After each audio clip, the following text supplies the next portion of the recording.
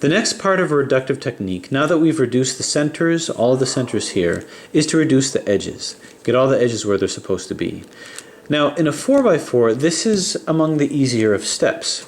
In the algorithm, to do that, well, you really need to know how to do that with a 4x4. I'm assuming knowledge on how to do that. But it's easy to see what edges go where, right? Because the colors are the same.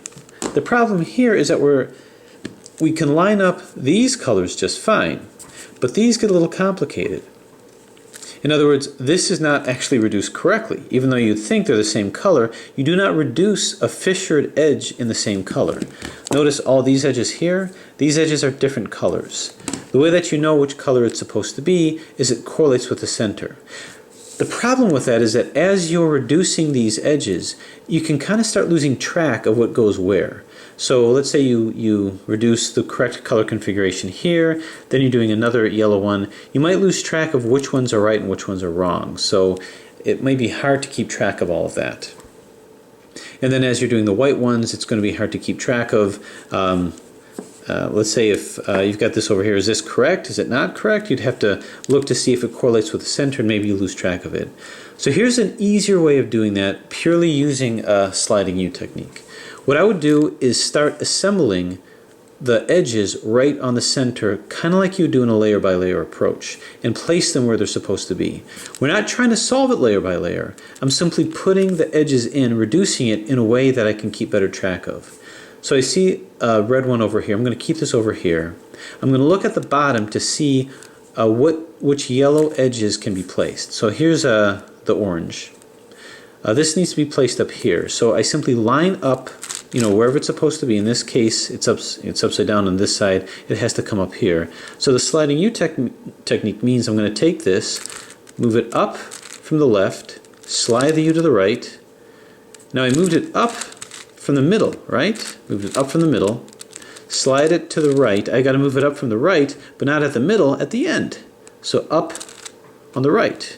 Then slide it back to the left, moving the middle down. Remember, we're doing the middle and the end.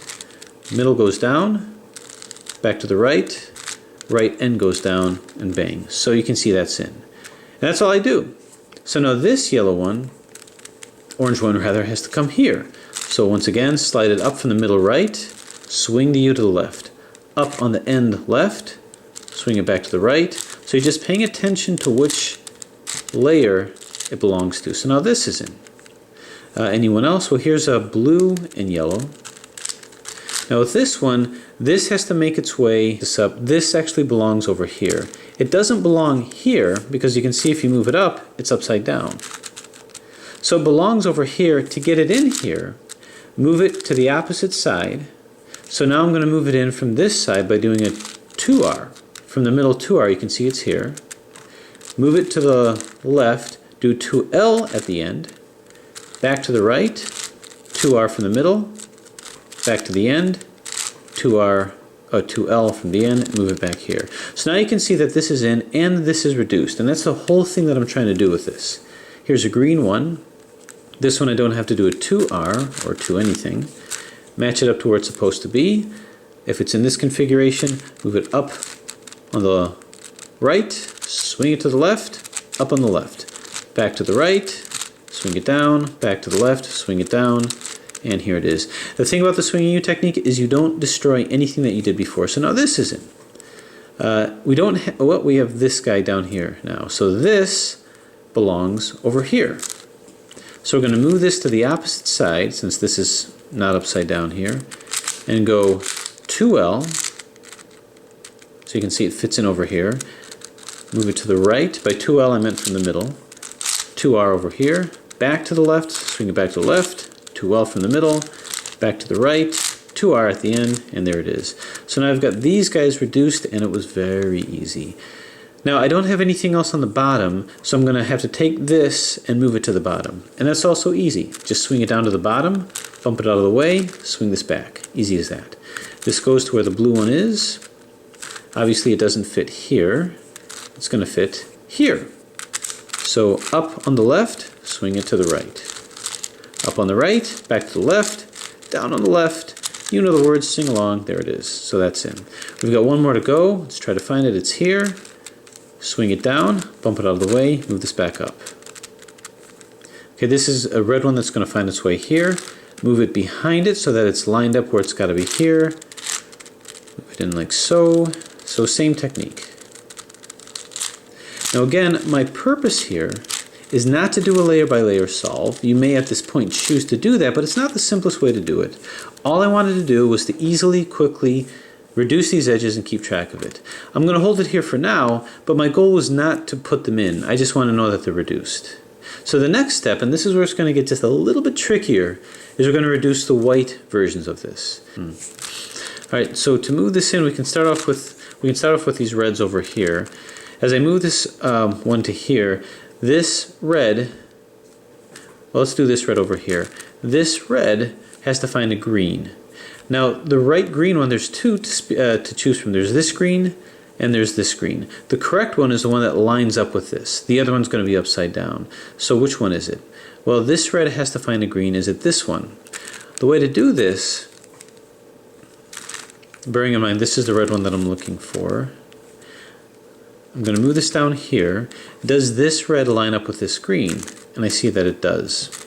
So what I'm going to do is I'm going to do a simple standard 4x4 edge reduction technique. If you don't know what I'm about to do, it's the same thing that you do with this.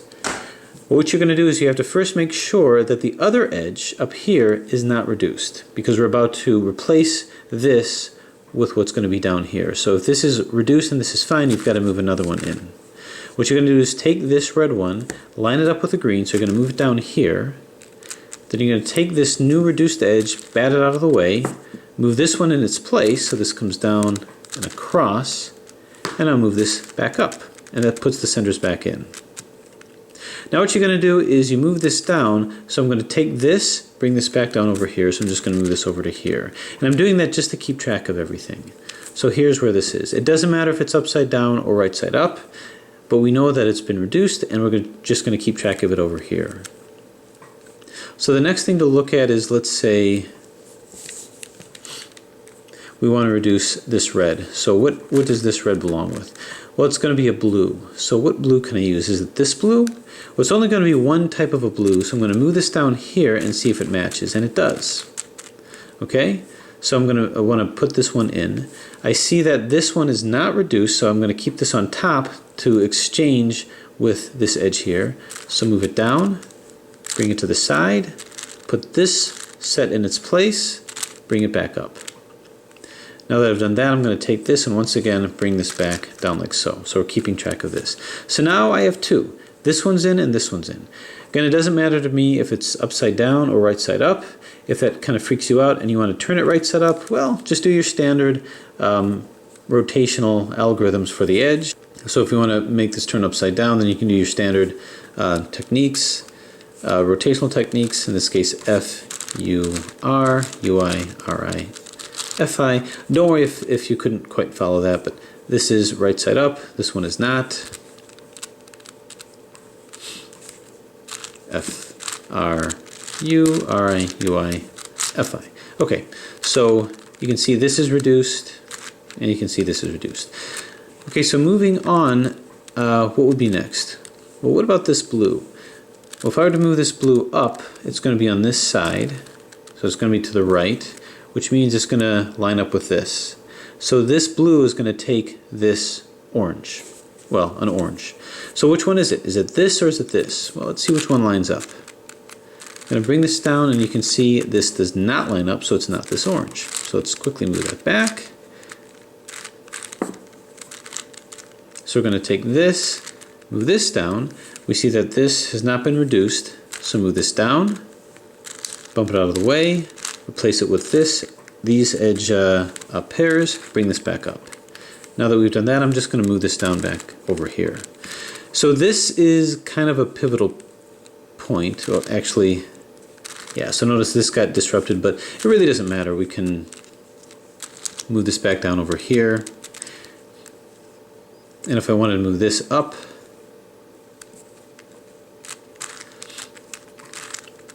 I can just do F, U, R, I, F, I. This got moved down, so I can do the same thing here. Don't worry about this part. This is just me putting them in the same level, but it doesn't have to. But here's the thing with this.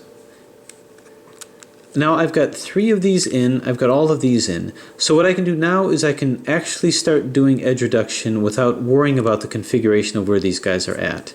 Because now that I've got all of the confusing edges in, I can just go ahead and do edge reduction without caring about the configuration of the centers. Because now I don't have to keep track of where everything was. It was pretty easy for me to put that in. So for me, that's an easier way of doing it. I only have one more white edge pieces to reduce. So it's not going to confuse me as to where to go. So I'm going to throw caution to the wind, throw out all the organization that I did. I wasn't trying to do a layer by layer. I was just trying to keep it organized.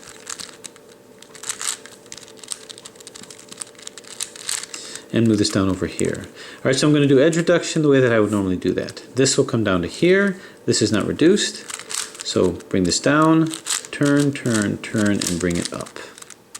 This is already reduced. This is not. So I'm going to move this with the next to the green one. I'm going to position it correctly. Again, if this is confusing to you, I'm just doing normal 4x4 reduction. This is going to come to here. This is not reduced, so I'm going to put this on top. This comes down, turn, turn, turn, and this comes up. So this is in, all my edges are reduced. If you find yourself in a situation where you have the last 2 edges, but you don't have a third one to cycle with, like this, so everything's been reduced except these guys, then you put the blue next to the blue, or the same colors next to each other, this next to each other here. You basically put this to this side over here, and then do R, F-I-U, R-I-F, and then swing it back, and that'll do the proper exchange. So believe it or not, this has now been reduced to a Fisher 3x3. So all we've got to do now is solve it as a 3x3. None of these techniques are unfamiliar to you if you solve a 4x4. I just wanted to do it in a way that's easier regarding the last center, and also how to put in these edges without confusing yourself. So the first thing to do is, this is actually a supercube solve. Move this over to here. So I've got all these centers lined up, and now I'm going to put in my edges to do the cross. What's called the cross. In other words, put the edges in.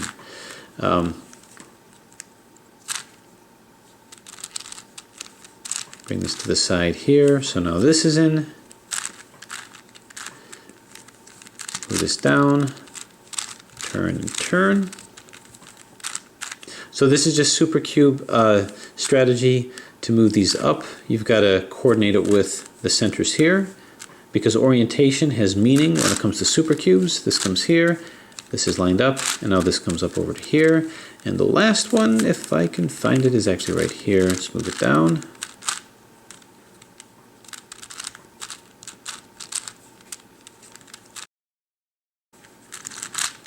Turn, turn, turn, smack. Okay, so these are all in. Now I just have to move the corners in.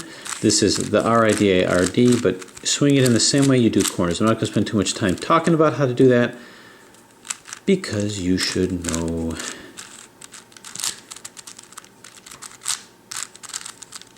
All right, and this is always the time of the solve that you figure out why I'm not a speed cuber. Takes all the fun out of it. Turn, turn, turn. And this is up over here. The biggest problem you may be running into at this point is perspective, because it's so tempting as you're doing this to look at these as though they were edges and these as though they were corners, but they're not. Remember, it's a Fisher cube. This is the edge and these are the corners.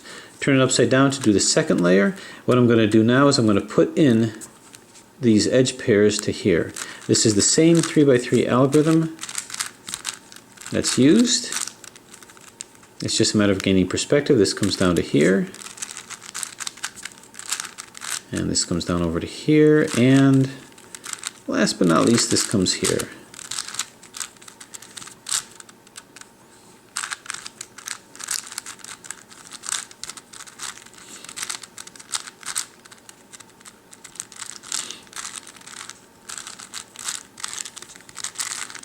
And so now we have the first 2 layers. Now we do the last layer. Now you may notice something interesting.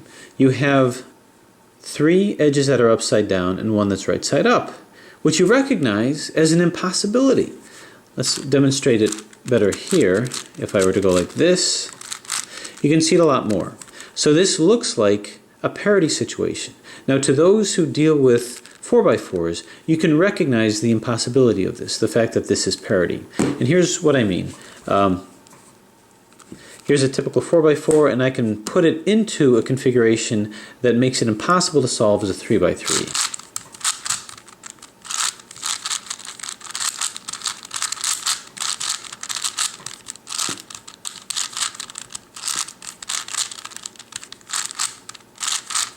Just like this. So you know that this is impossible.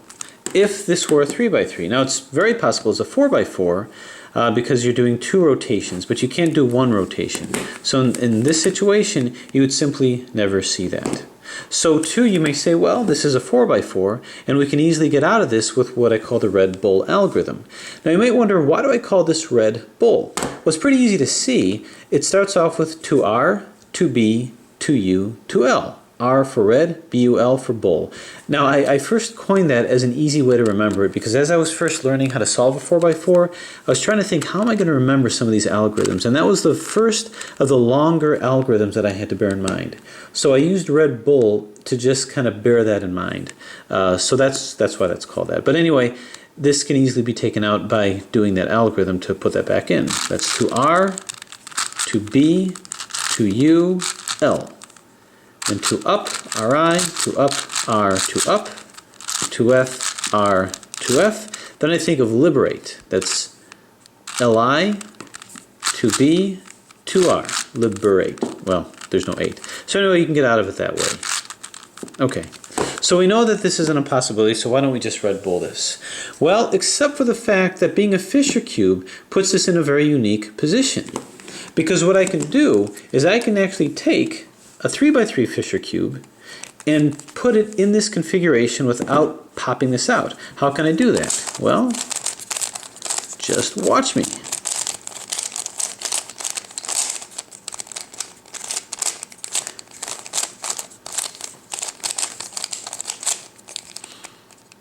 And, well,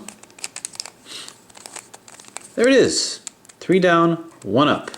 And if I wanted to get these back in configuration,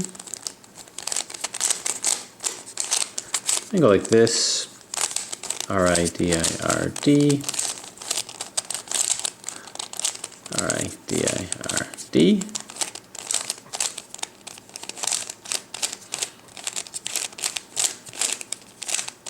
R-I-D-I-R-D. Okay, so there we go. So you saw me get it in this configuration without doing anything that has to do with popping it out. I couldn't do that with this. There's no way to do what I just did and to get it in this configuration. And why is that? Well, because if I were to rotate this around, I'd have to rotate another one around. I'd have to rotate this around. And you could tell that they're both rotated. The reason why you could do that in this configuration and not call it parity, in other words, this is a parity problem. It's a parity problem because I can't solve this as a 3x3. I can Red Bull out of it, but to solve it as a 3x3 means that I don't disrupt my reduction. In other words, I don't do this move. But I cannot solve it by not using that. To solve this as a 3x3, I run into a parity problem, which means I had to do that doggone Red Bull algorithm to get out of that. That's the whole purpose of the Red Bull algorithm. It's a parity problem solving algorithm. That's what it does. Because what it does is, as part of that, is I have to do moves that dissect into my reduction and destroy my reduction. I simply cannot solve it as a 3x3 because I can't solve it as an odd layered puzzle having done even layered moves. It's a parity problem. However, this I would not call a parity problem. I simply wouldn't define it as that. And why? Because the parity of this puzzle never changed. Now you can look at it and say, well, it's kind of the same thing. Why wouldn't you just call that parity? Because it doesn't make sense to call it that, and it doesn't help me in terms of solving it. Because when I see a parity problem, I have to redo the reduction. I've got to do the reduction in a different way. If I see this, I'm not going to call it a parity problem because I never changed the parity of the puzzle, so I define it as something that it's not. This is what I call false equivocation.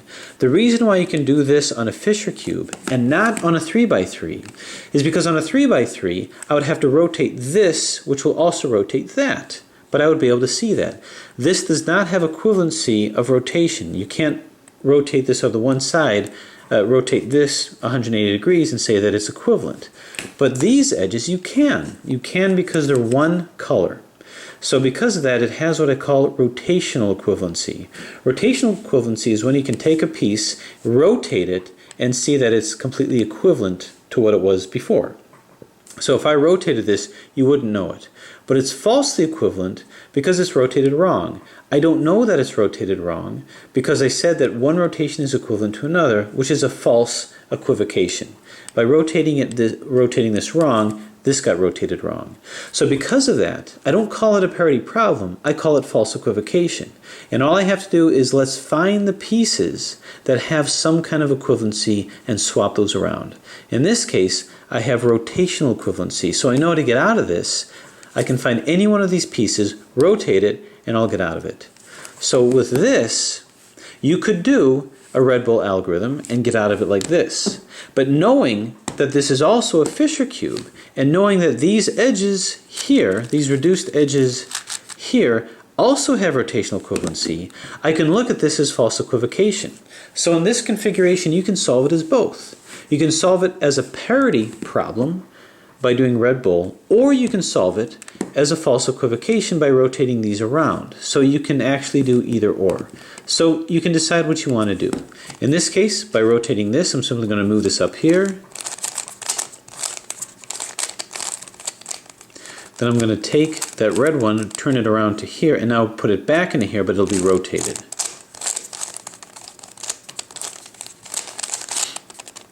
So having done that, you can see that all these are rotated correctly, and it's just a matter of getting the rest of these back in.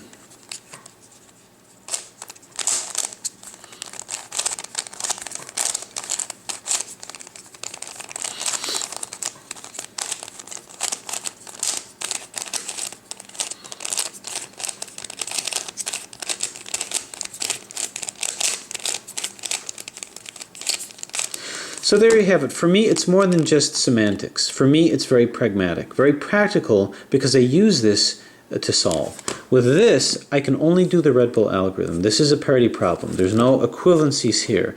To rotate this, can rotate this back, but then I'll have this one out. You must Red Bull this back in. To R, to B, to U, L, to up, Ri, to up, R, to up, to F, R, to F, Li, to B, to R.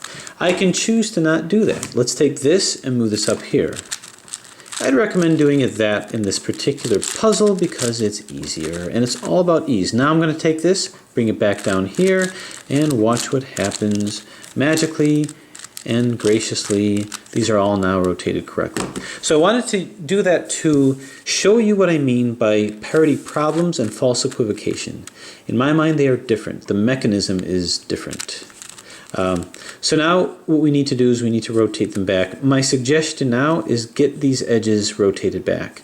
Or rotate these, I'm calling them edges, these corners back. And that'll be by just doing Ri, Di, R, D, Ri, Di, R, D, Ri, Di, R, D, Ri, Di, R, D. Now I move the other one in place and do the same thing. It'll always come back. So now these are fine. Now that I have those, and these are reduced, I'm going to solve it like any other 4x4. What I'm going to do is I'm going to put the edges in, the corners in first, by doing corner algorithms. I'm going to put two corners in. This is in, this is not, this is not. How about this one and this one? These two are in, these two are not. So I'm going to do a corner switching algorithm, a corner swapping algorithm with these two. That's going to be with the two that are in to the left, 2R U, 2R UI, 2R, UI D, 2R UI, 2R U, 2R. Exactly the same algorithm that I did when I was putting the last center in. So this is in, and this is in. Now it's a question of just doing edge swaps to put the edges in. But here's a problem. This edge is in, and this edge is in. So this is another parity issue, because normally what would happen, you'd think if this were a 3x3, is you just have one edge in and the others had to be placed. So you can do one corner, one edge swap, and then another edge swap. One edge swap will swap these two, the other one will put them back in. When you see two are out, then this is a situation where if you put these two back in, you're going to cause misplacement of these edges. So let's say I wanted to do an adjacent edge swap. Now you're going to have to know what I mean by adjacent edge swap. So I assume knowledge of how to solve cuboids. I'm going to swap these two. 2r, u, 2r, u, 2r, 2u, 2r, 2u, 2r, u, 2r, ui, 2r. Great! These got swapped, this is fine, but you also swapped this. You actually turn this 180 degrees. You don't really want that. That doesn't look fixed at all. So when that happens, if you have it adjacent, go ahead and swap them. Now we're going to do opposite edge swaps. We're going to swap these two to get this back in. So we're going to go 2r, 2u, 2r, 2u, 2r, 2u. What I did is I went from adjacent edges that needed to be swapped to opposite edges that need to be swapped. So this is back in. Now we have to figure out how are we going to swap these two back in. How are we going to do that? Well, this is no different than any other supercube, and it unfortunately requires another long algorithm. And just like the Red Bull, in order to memorize or remember the algorithm that's long, I call this one the URF'd algorithm. Because when you see this, well, it looks like you're effed. So this is actually a parity, because you do not get this in a 3x3. You don't get where just these two are swapped, nor do you get this in a Fisher 3x3. So I cannot call this false equivocation by any definition. This is truly a parity. So to get out of this, we have to go into our reduction. The way the URF algorithm works, and it actually flows pretty well, is you hold it in front of you like this. One is to the left, one is to the right. And you just do the algorithm URF. But because it's kind of bizarre and skewed, you alternate URIF or UIRF. So you're going to be alternating clockwise and counterclockwise. So start off with a middle UI. Think of it in terms of everything's kind of skewed. So move the middle UI. Now it's a clockwise R, then a counterclockwise FI. So UI are FI. And then do the same thing, but now it's the opposite. Now you start off with a U instead of a UI, and it's the top. So U, then alternate with a counterclockwise RI, then a clockwise F. So that's not hard to remember. Now we do a little bridge.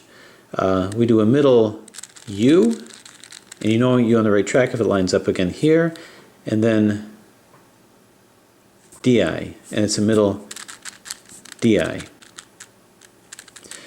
And now you do the opposite. Instead of URF, it's FRU, but you start off with an I, an FI. So FI, clockwise R, counterclockwise UI, then do the same thing, but now do it clockwise. So instead of starting off with an FI, it's an F, then an RI, and now you simply finish it off with a D, and it's done. It's solved. So there you have it. Probably didn't knock anyone's socks off in terms of how to do that, but that's how to do a Fisher cube, and I wanted to talk about the difference between true parity problems and false equivocation, which, yes, is different in terms of the solve strategy. But now we're going to take this and see if we can apply this to a 4x4x6 Fisher cube.